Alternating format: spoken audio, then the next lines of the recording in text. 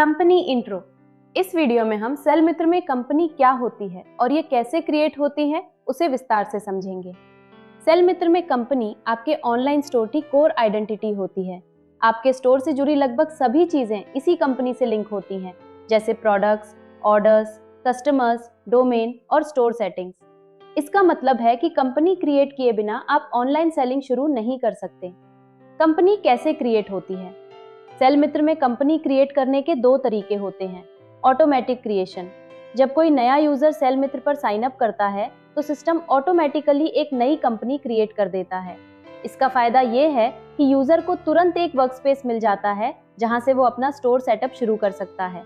Example, अगर आपने अभी अकाउंट बनाया है तो आप तुरंत प्रोडक्ट्स ऐड कर सकते हैं और सेलिंग शुरू कर सकते हैं।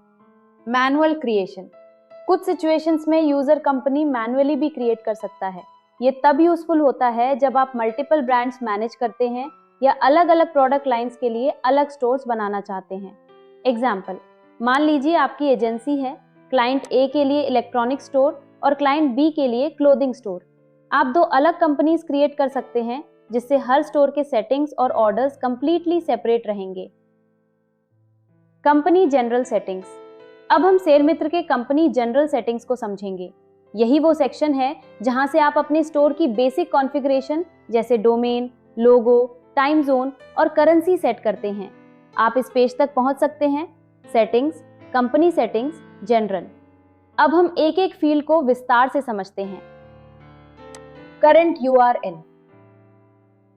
करंट यूआरएल, ये आपके स्टोर का डिफॉल्ट सेल मित्र सब डोमेन होता है। Example, lb5n.d.sell-mitra.com।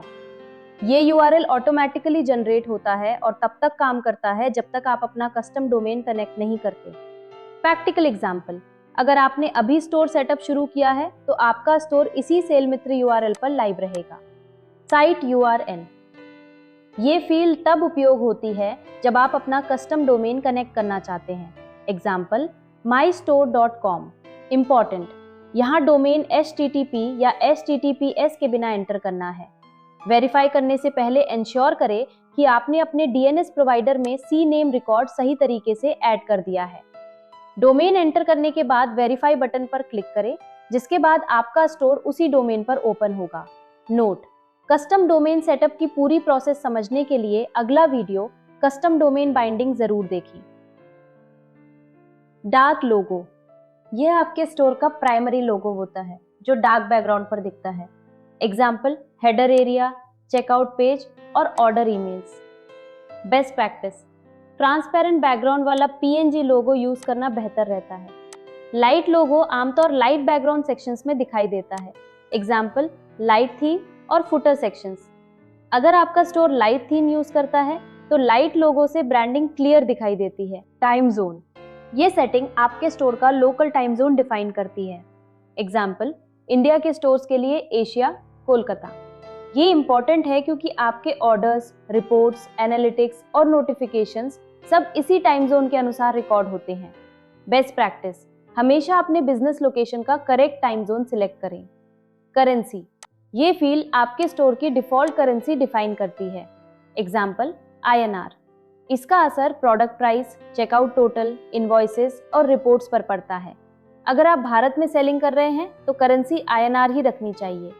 सेव बटन, जब भी आप सेटिंग्स अपडेट करें तो ऊपर दिए गए सेव बटन पर क्लिक करना जरूरी है। अगर आप सेव नहीं करेंगे तो चेंजेस अप्लाई नहीं होंगे और आपकी मेहनत बेकार जाएगी। समरी, कंपनी जनरल सेटिंग्स आपके स्टोर की बेसिक आइडेंटिटी और कॉन्फ़िगरेशन कंट्रोल करती हैं। यही से आप स्टोर लोगो अपलोड करते हैं, टाइम जोन सेट करते हैं, करेंसी सेलेक्ट करते हैं और डोमेन कॉन्फ़िगर करते हैं। इन सेटिंग्स को सही तरीके से कॉन्फ़िगर करना स्टोर सेटअप का पहला स्टेप होता है।